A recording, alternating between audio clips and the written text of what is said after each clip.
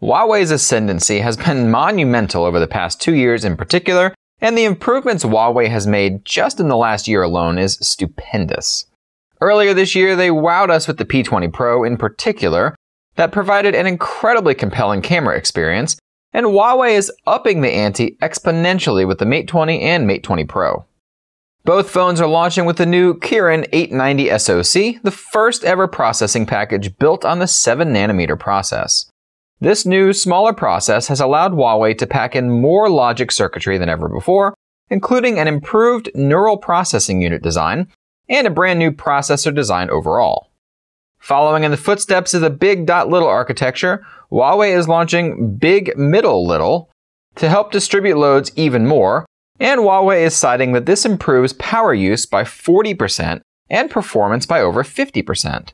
There's also 2 new NPUs on this processor now, jumping AI performance up 134% and making it 88% more power efficient. Those are some crazy numbers if they pan out. On top of these processing efficiencies, Huawei is increasing the battery size on both phones, essentially guaranteeing the best flagship battery out there. The Mate 20 Pro ships with a new 40-watt supercharge brick that charges the giant 4200 mAh battery to 70% in just 30 minutes. It's also got a 15-watt super fast wireless charging and doubles as a wireless charging pad for your other wireless charging accessories, or of course your friend's dead phone if you just want to show off. Those performance improvements are present throughout EMUI 9 too, with Huawei focusing on simplifying EMUI even further by making options easier to get to, as well as increasing speed significantly. Huawei cites that EMUI 9 is 400 milliseconds faster than the competition, which is achieved through a combination of consolidation of options and lightening the load of the UI, as well as adding in hardware-based features like GPU Turbo 2.0. One of the only problems we had with the P20 Pro's camera configuration was the placement. Residing on the top left side just isn't a great position. It's way too easy to accidentally block with fingers when you're just trying to hold the phone in landscape mode. It also makes the design unbalanced, especially when there's a camera hump, and that makes the phone rock when placed on a table. The Mate 20 solves this problem by moving the cameras back to the center, this time in a square configuration, sporting one module in each of its 4 quadrants. 2 of them are identical to the P20 Pro that released earlier this year. The main sensor is a 40-megapixel sensor with an f-stop 1.8 lens, and an 8-megapixel camera is behind a 3x zoom f-stop 2.4 telephoto lens.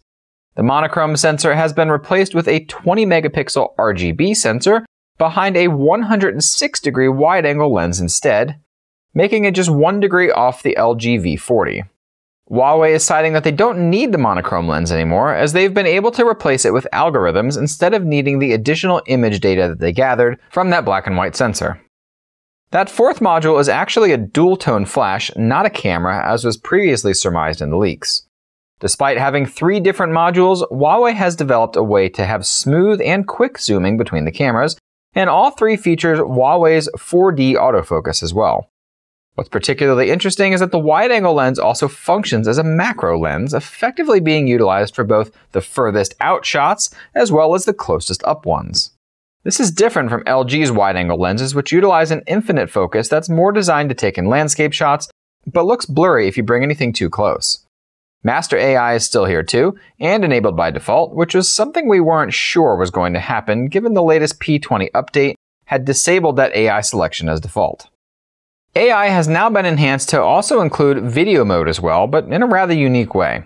Unlike the photo mode, where Huawei utilizes AI to help with advanced stabilization of night mode shots, the video mode AI is designed to make your videos better by focusing on the subject at all times, and is also used to deliver highlight reels after recording.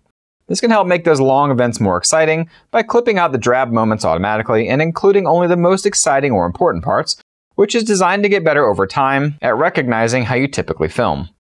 Both the Mate 20 and Mate 20 Pro feature the same cameras and features, unlike the P20 and P20 Pro, where there was a pretty stark dichotomy between the two. Many things are the same between the phones, but there are substantial differences too. This time around, the cheaper Mate 20 is the larger phone, sporting a 6.53-inch LCD 1080p display with an 18.7:9 aspect ratio and a small teardrop notch up top, similar to what we've seen OnePlus and Oppo do. The Mate 20 Pro, on the other hand, has a smaller 6.39-inch 2K curved OLED display with a taller 19.5 by 9 aspect ratio because it's got a giant notch up top. This notch contains all the necessary biometric pieces for proper facial recognition, including a dot projector and infrared camera. Huawei is built in ways for it to recognize you even if you're wearing glasses or grow a hipster beard too. And the Pro also packs an in-display fingerprint scanner that's better than anything we've used so far. This is right up there with the rear-facing fingerprint scanner on the regular Mate 20 in terms of speed and recognition from what we can tell. The Mate 20 Pro is doing something really interesting with that back glass. This is a textured, slip and fingerprint-resistant glass that Huawei calls a hyper-optical pattern and doesn't feel slippery like regular glass does in low temperatures or humidity. It's a gorgeous pair of phones that everyone but the US will be getting, unfortunately for those of us residing here, but there will still be an international model that works on US networks. We hope you enjoyed that hands-on and will subscribe to us for regularly updated content. Chat with us on your favorite social media network, and don't forget to check out AndroidHeadlines.com for 24/7 tech news coverage. Thanks for watching, and until next time.